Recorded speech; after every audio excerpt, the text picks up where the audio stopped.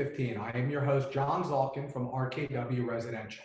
15 for 15 is a new and exciting video series where we will interview 15 influential people in real estate for 15 minutes each, where we will get their perspective on what is happening in real estate during COVID-19. A little bit about RKW Residential.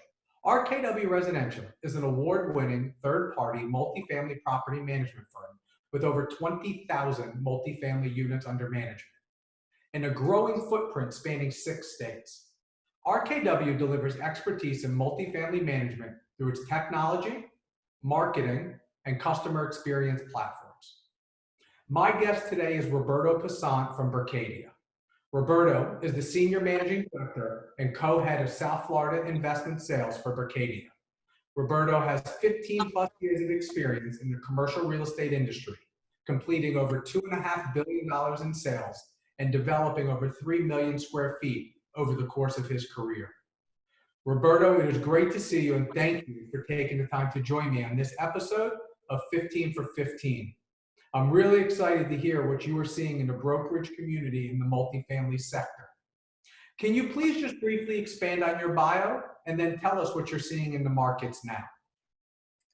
Absolutely, John, and thank you for having me. As you said, I've been in the business for 17 years, both on the development side and the brokerage side.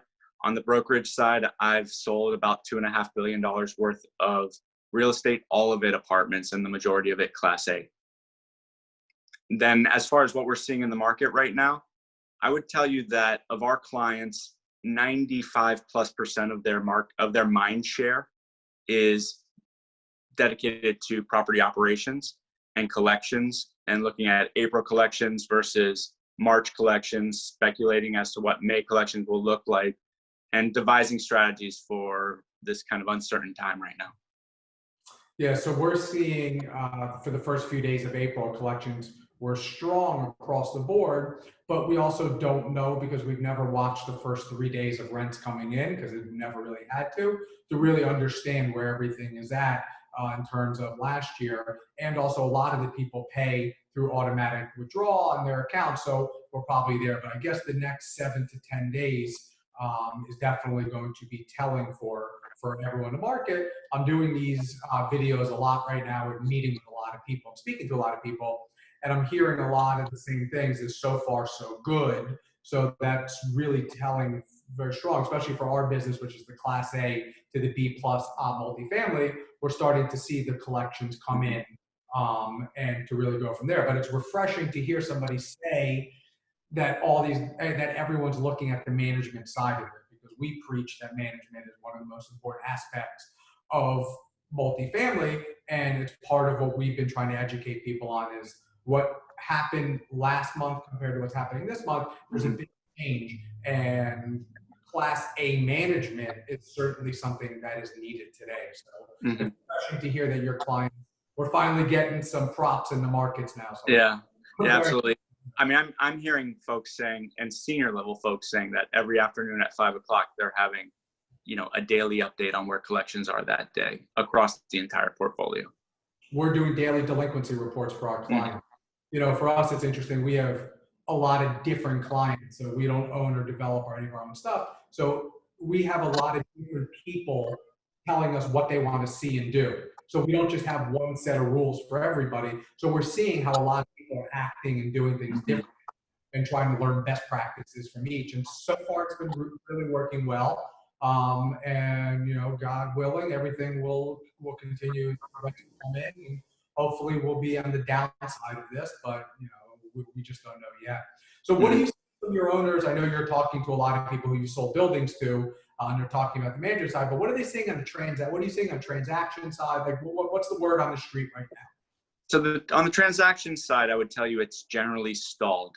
There are examples of deals going through, but in a lot of cases, when you ask the owner, ask the buyer, ask the seller, what was the motivation, it's some sort of almost bulletproof strategy, i.e.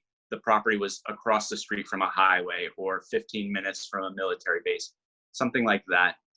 Situations where the occupancy, because of proximity to a specific job or job center or resilient employment base, where occupancy hasn't changed from one day to the next in the last 3 weeks. But outside of those, onesies and twosies, I would say the market is generally stalled as both buyers and sellers try and understand exactly what their rent rolls and what their financials are going to look like, over the next 30 to 60 days. Yeah, I was on the phone with one of our clients who's a merchant builder, and actually a mutual friend of both of ours. And we're trying to figure out, when it could possibly go back to market. People had April, May, everyone was trying to get out to market before July 4th, in the good days of January and February, because everybody's worried about the election. So it was, do we bring our property out now, maybe a little under where we wanted it, take a little bit of a discount, but because we don't know who's going to win the election at this time, it was, Bernie, it was this, it was Elizabeth Warren. There were so many different people in it that now I think it's the wait and see approach. But I also believe that it's going to be the wait and see. And my favorite expression is you never want to panic, but always be the first to panic. So it'd be interesting to who dips their toe in the water first. I had another broker on earlier last week, and I said, it's funny, my inbox is wide open now because I'm not getting any broker deals right now saying, hey, come look at this deal, come look at that deal. And I'm actually looking forward. I dread, and I'm like, okay, another deal on the market. But now I'm, really looking forward. So do you have any incidents or any of your clients telling you certain things, or were there deals you were going to put in the market that now you've maybe backed off on? And do you? Yeah, absolutely. We are actively telling our sellers to not take anything out in this round of uncertainty. We had a really good looking new construction mid-rise Wynwood coming out that we had planned to take out in the first week of April.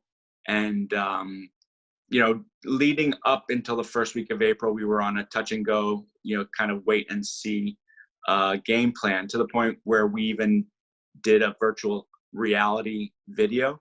So if somebody couldn't leave their desk or couldn't leave their home office, but wanted to see the backsplash, wanted to see the size of the closets, we were going to give them that ability.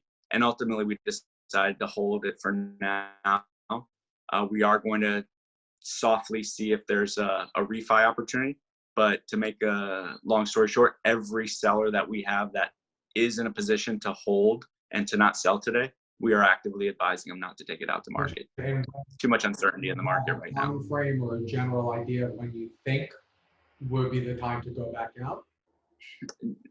I don't think anybody knows that at this point, but I think what you'll have to see is, some combination of the curve flattening, some combination of debt normalizing, and then from there, I think once both the tenant market and the investor market feels it's safe to go back into apartment buildings. And don't take me wrong, the tenants are very happy to quarantine in a lot of these buildings, but only when we really have clarity on both the debt on the public health scare, I think that's when we'll start seeing clarity coming back into the market and how you price apartment buildings. No, I agree that we're certainly going to be into the latter part of fall before things start normalizing a little bit. I think a lot of these buildings, we did a lot of virtual tours, and we're actually leasing in some of our lease ups now. We're having, I wouldn't call it a regular lease up, but we're having success. Each week leases are coming and doing virtual tours. Some of the things that we're seeing is that online searches have collapsed. They're down like 30+%, I believe, for apartments. But the closing ratio is like north of 70%. So anyone that's searching for an apartment and actually going about it, it's almost 100% certainty that they're going to rent. So it's been actually really good on that term. So we have a lot of metrics we're using. We're just flipping the metrics around, saying, okay, these many leads have come in and this and that. The leads are down, but the closing ratio is much higher. So I think the virtual reality and that things have actually helped. We have a client that's closing in the middle of April, hopefully. And they told us the other day, we're still moving forward. We're going to close April and mid-April, and things are going to go. And so that's it. So it'll be interesting to, I'm going to have everybody back again over the next few weeks. So it'll be interesting see, what's there. So what I also wanted to talk to you about is, what do you think the biggest issues in the multifamily industry today as a whole? I know it's a general question and it's a wide open question, but I'd love for you to see, even not, we were having our issues before. I mean, it was a great market, but construction prices were high, land was expensive. What are going to be the new issues facing the multifamily industry, you think, going forward? Well, I think that in the short term, there's going to be a lot of focus on operations and just keeping heads on beds. And then I think, just from our standpoint, you're going to see folks who are interested in selling, looking for brokers and looking for people that can identify what of the operating difficulties faced over this time period, whether it was 6 weeks, whether it's 6 months, what of that is one time, what of it's recurring, what percentage of that is something that buyers should be accounting for in the future, and what percentage of it can be forgotten. And then I think what you will see from there is, I don't know if cap rates will compress or stay stable or expand, but I do think you're going to see a lot more people and a lot more investors focused on the multifamily business, because I think that there's going to be real pain in some of the other asset classes, hospitality, retail. And I think that in the multifamily business, you're going to see difficulties during operations, but the GSEs are offering forbearance. People are quarantining to their apartments. And so I think that there will be some cases where you see some pain in the multifamily business, but I think that it'll be case by case rather than programmatic. And I think that's going to draw investors from the office sector, investors from the retail sector, investors from the hospitality sector into multifamily and the stability that it provides. That's interesting. You're the first one to put it in those words. But there were a lot of people chasing multifamily before. It looks like it's going to be, even more once they figure out how to handle their properties, because we're hearing on the retail side and on the office side and the hospitality side that there's some tightness going on, and owners are having to write some big checks. Multi-side, hopefully, we won't see nearly as much as we do. Well, it goes back to that comment about mindshare. The apartment owners are spending 90% of their time trying to figure out what the next 3 months of operations and collections primarily look like. The institutional owners who have exposure to other asset classes, they're almost not worried about the multifamily compared to their holdings in the hospitality sector, their holdings in the retail sector. That's where they see real pain coming, and multifamily is going to generally hold its own. Operations aren't necessarily going to be exactly what were forecasted, but the properties most properties should generally hold their own in the multifamily business.